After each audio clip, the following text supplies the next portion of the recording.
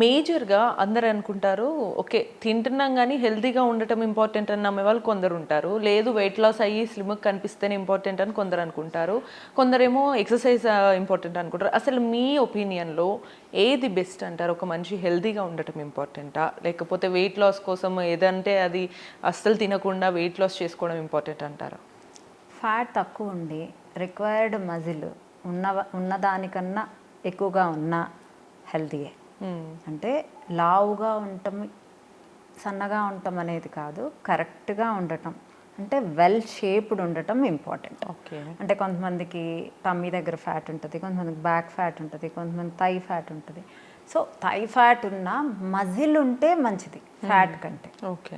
And fat loss ఇంపార్టెంటా లేకపోతే healthy diet ఇంపార్టెంటా అంటే హెల్దీ డైటే ఇంపార్టెంట్. ఓకే. సో హెల్దీ డైట్తో క్యాలరీ డెఫిసిట్ చేసుకుంటూ తగ్గితే అప్పుడు వాళ్ళ హెల్త్ కూడా బాగుంటుంది. ఓకే.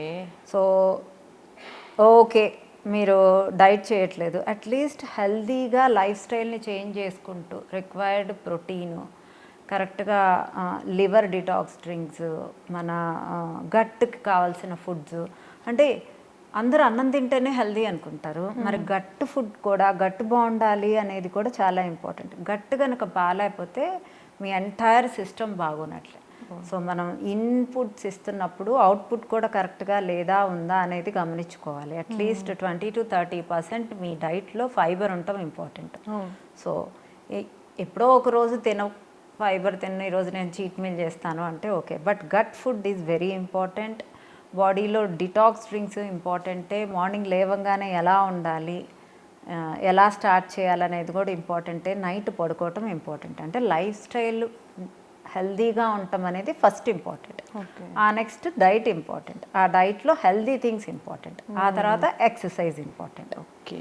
సో ఎంటైర్ అంటే ఎక్సర్సైజ్ చేస్తున్నా నేను అయినా తగ్గట్లేదని చాలామంది అడుగుతూ ఉంటారు. భవ్య, అవును, క్లియర్గా. ఎక్సర్సైజ్ చేస్తే ఏమవుతుంది?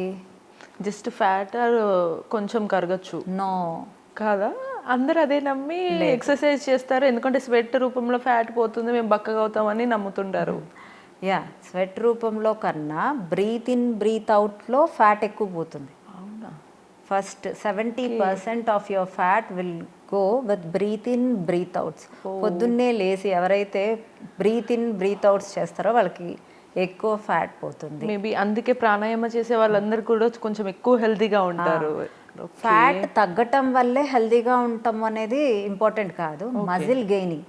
ఎక్సర్సైజ్ అనేది స్ట్రెంగ్త్ ట్రైనింగ్ చాలా ఇంపార్టెంట్.